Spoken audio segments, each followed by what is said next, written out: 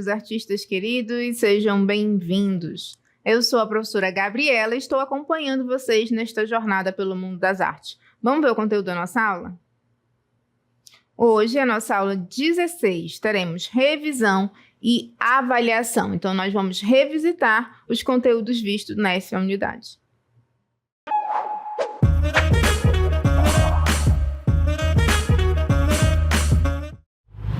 Vamos começar a nossa revisão recordando o que nós vimos sobre a leitura rítmica.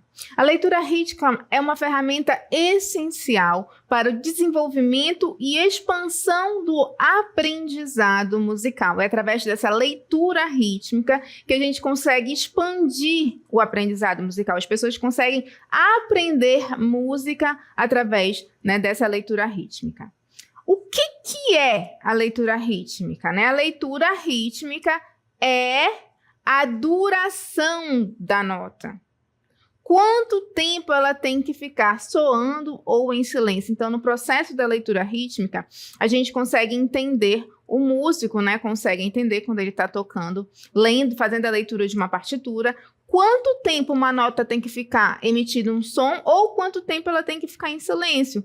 Porque nós vimos que uma das definições de música que existe é que a música é uma combinação de momentos de sons com momentos de silêncio de uma forma harmoniosa, de uma forma agradável aos nossos ouvidos. Então, a leitura rítmica ela vai direcionar quanto tempo essa nota vai estar tocando ou essa nota vai estar em silêncio e ela vai mostrar para a gente a organização, em que momento cada nota entra. Para representar a linguagem falada, você usa as letras do alfabeto. Já para representar os sons musicais, você usa as notas musicais. O nosso sistema musical tem 7 notas, que é Dó, Ré, Mi, Fá, Sol, Lá, Si. Então, o nosso sistema musical, ele tem essas 7 notas. Essas notas, elas representam os sons, Como um alfabeto musical, é como se fosse um alfabeto musical, elas permitem agregar as sequências dos sons, viabilizando a composição musical, ou, em outras palavras, uma combinação que gera melodia. Então, a gente viu que essas notas, quando elas são combinadas, claro, dentro do seu tempo de duração, do seu tempo de silêncio, ela vai fazendo a composição da música. Essa classificação, a que se dá o nome de notação musical, foi inventada pelo monge e regente italiano Guido d'Arezzo. Então, esse monge, esse regente italiano, ele inventou essa notação musical que nós conhecemos.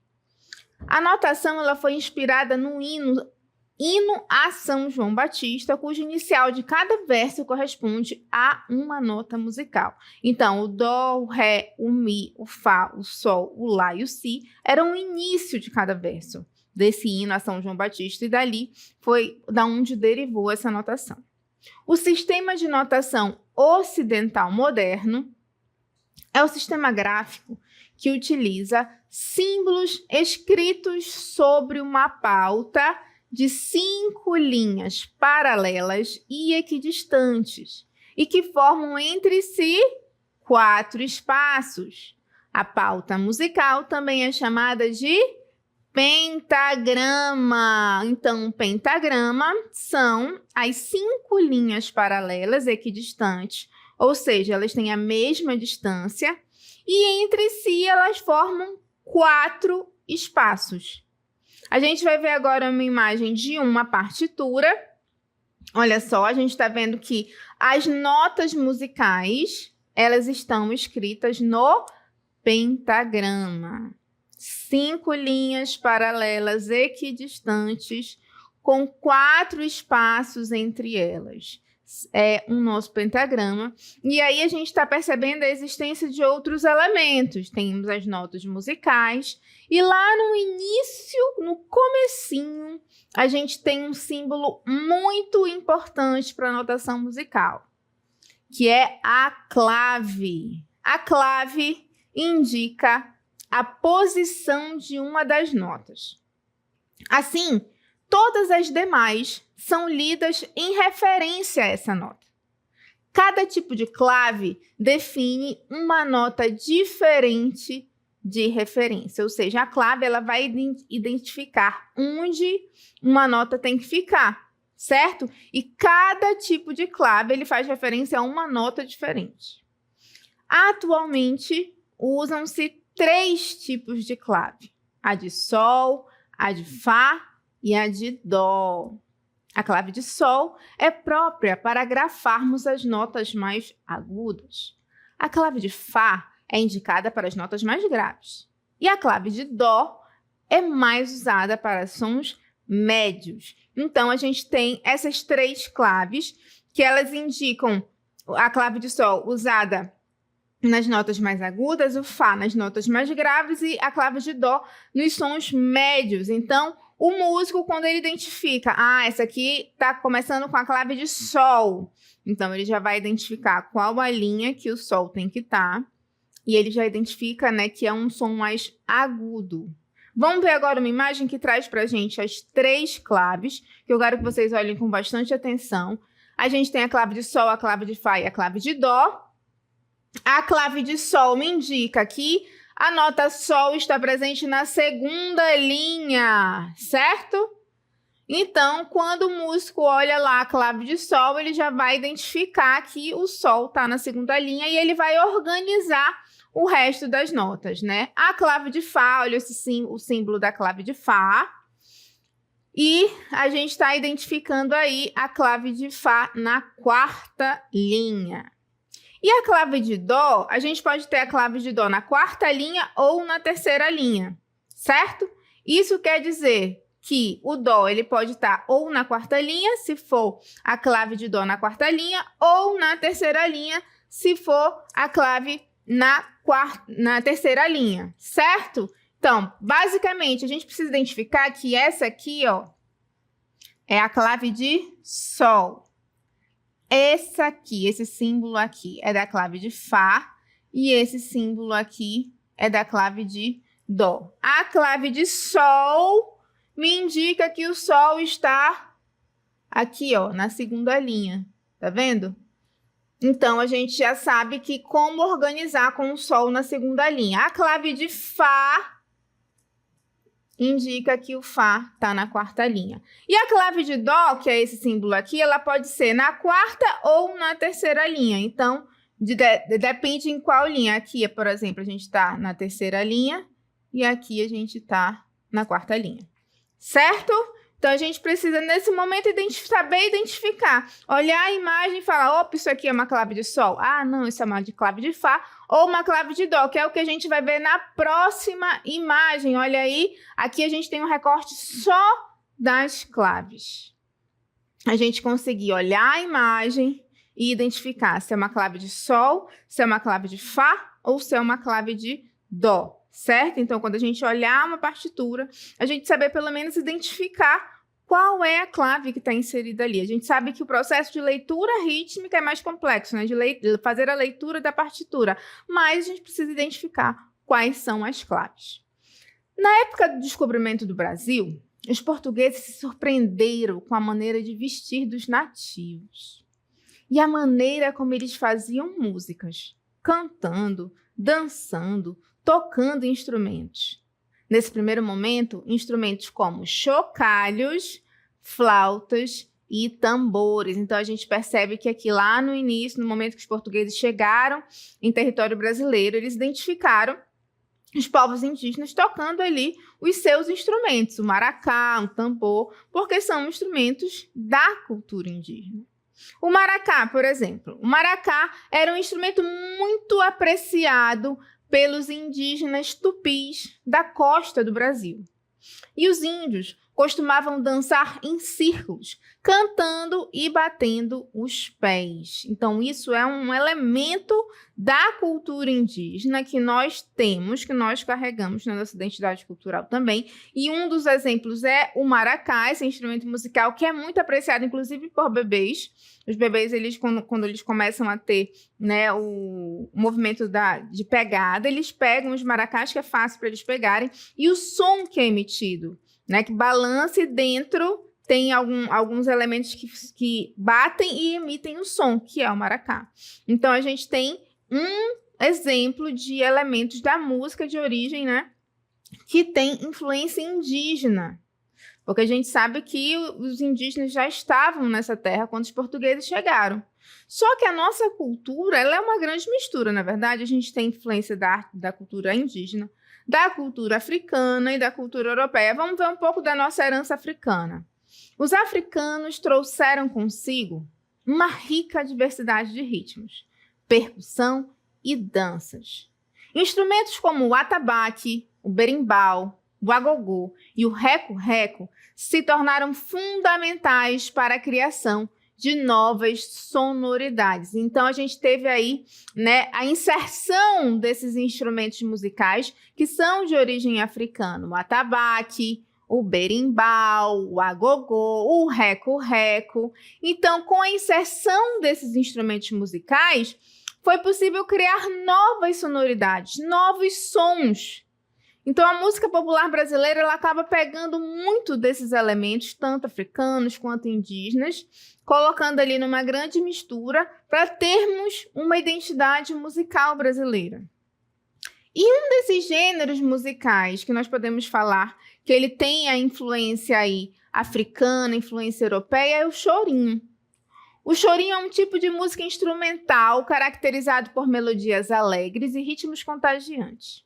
A influência europeia pode ser vista principalmente na presença de instrumentos como o violão, a flauta e o bandolim, que foram introduzidos pelos europeus, certo? Então aqui o chorinho, que é um gênero musical tipicamente brasileiro, a gente consegue perceber a influência europeia pela utilização do violão, da flauta, do bandolim, né? Então, a gente tem até uma imagem de uma representação dos chorões, que eram como eram chamados músicos que tocavam chorinho, eles eram chamados de chorões, né? Então, no início, a gente viu que o chorinho, ele era até conhecido como pau e corda, porque ele tinha instrumentos de corda e a flauta, que na época era de ébano, né? Então, ela foi sofrendo influências. E o chorinho é, sim, um gênero musical tipicamente brasileiro. Então, a gente vai conversar mais um pouco sobre a música popular brasileira. A valorização do Brasil e suas brasilidades estava além dos acordes musicais. Era um ato político. Em seus primeiros anos, a poesia e o posicionamento artístico da MPB estavam ligados ao Brasil da época.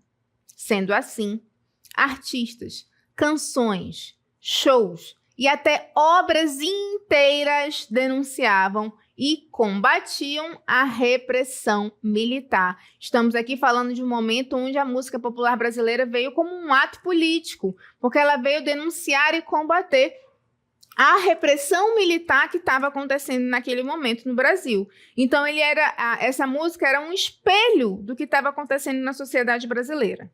São muitos os grandes nomes da MPB, sendo difícil listar todas as personalidades importantes desse gênero.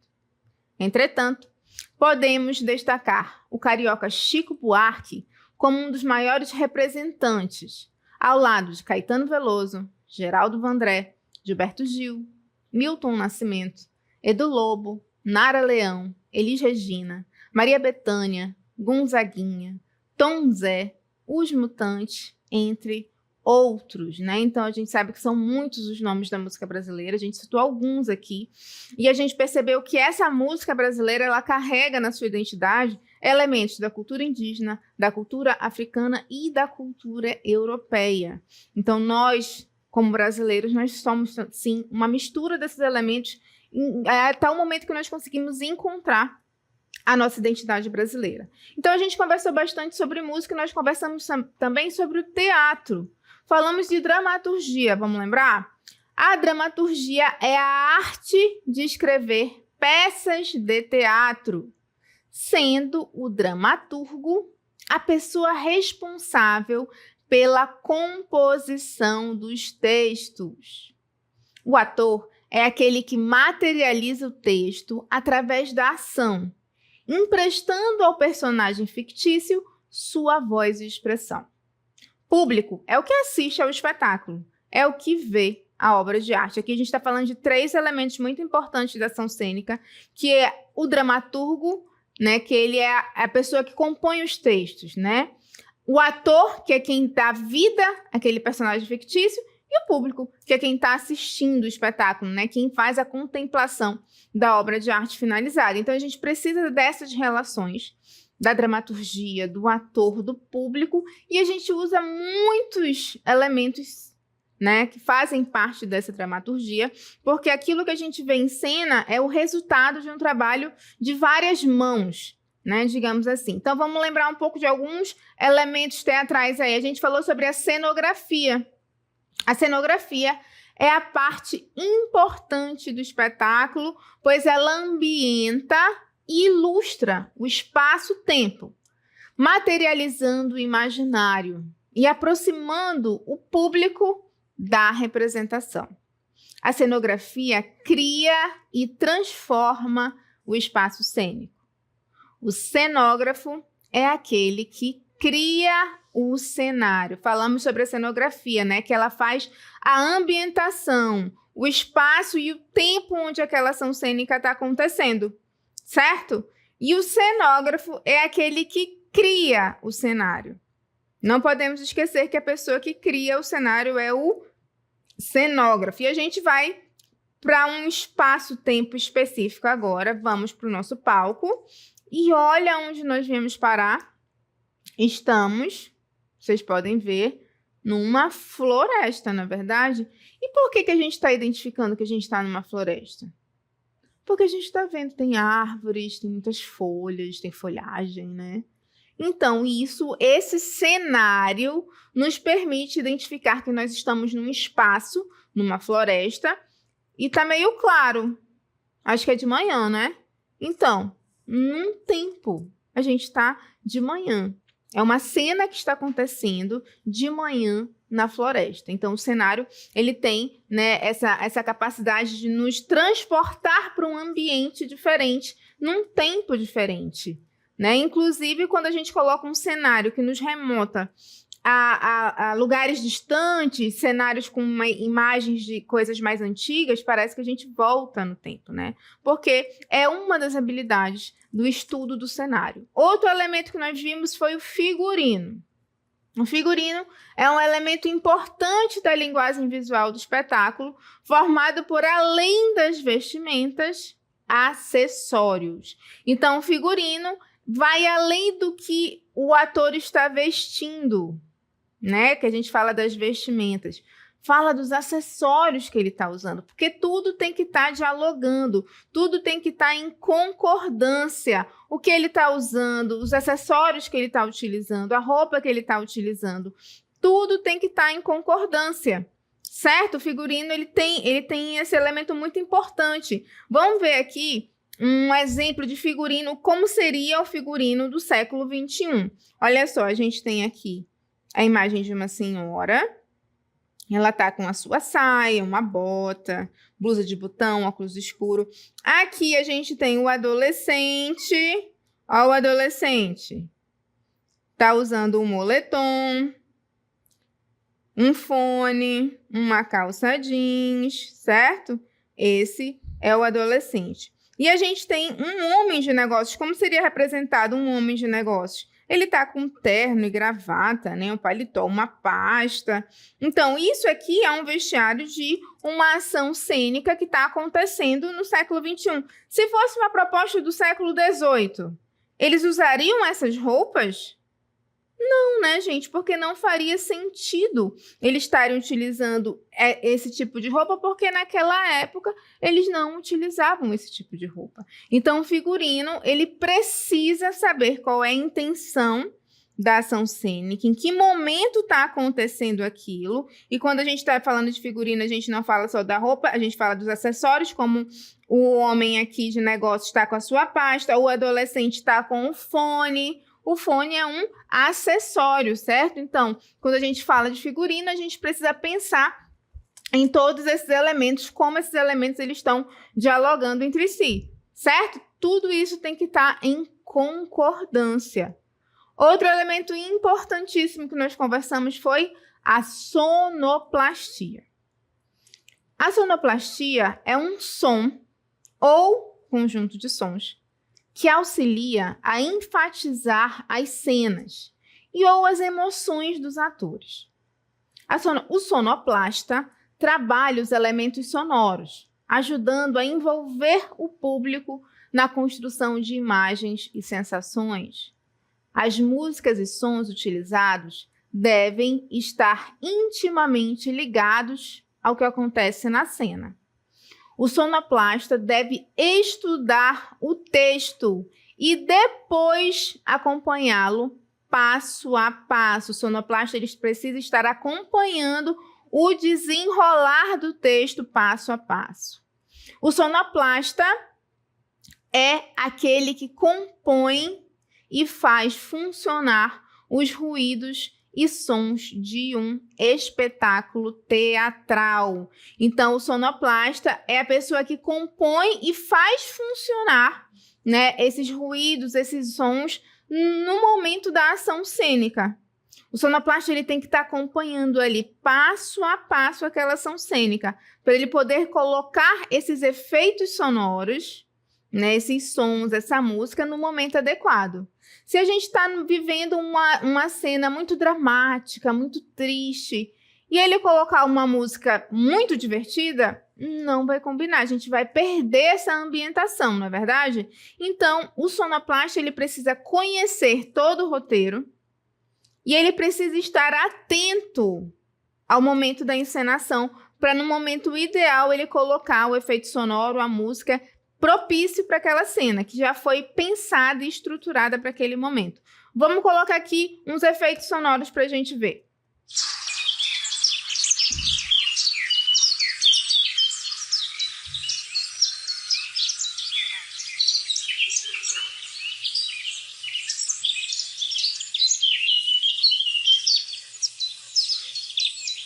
Esse som vocês conhecem. É o som de pássaros, né? Mas vocês estão vendo algum pássaro aqui? Não. A gente está vendo o cenário da floresta. Mas o som dos pássaros já leva a nossa imaginação a acreditar que sim, existem pássaros por aqui, né? Então, uma das importâncias dos efeitos sonoros. Vamos ouvir um outro efeito sonoro.